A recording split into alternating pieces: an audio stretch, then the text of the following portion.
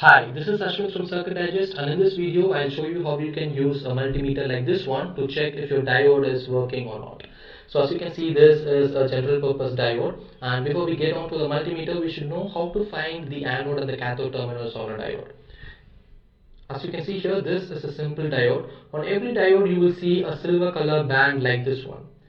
So when you see a silver color band, it means that pin is the cathode terminal of your diode.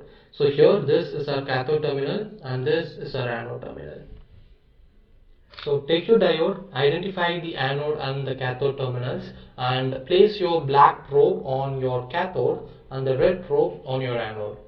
Now this will show a voltage drop across the diode, which should be around 0.5 volts to 0.7 volts. The value that you see here is 519 millivolt or 0.5 volt. So that means this diode is working perfectly. Now if you reverse the polarity of the diode, you should get 1. So this means that this diode is working perfectly. Let's check it out with another diode. So in the forward bias condition, that is, the cathode should have the black and the anode should have the red.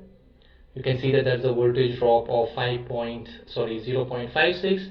Good. And on the other direction we have 1. So this diode is also working. If your diode is not working, for example, I know that this one is not working, when you place the cathode on the cathode and the negative terminal, you will get a voltage drop that is very low. For example, we are getting a 1.65 millivolt, which is very less, and on the other direction we are still getting 1.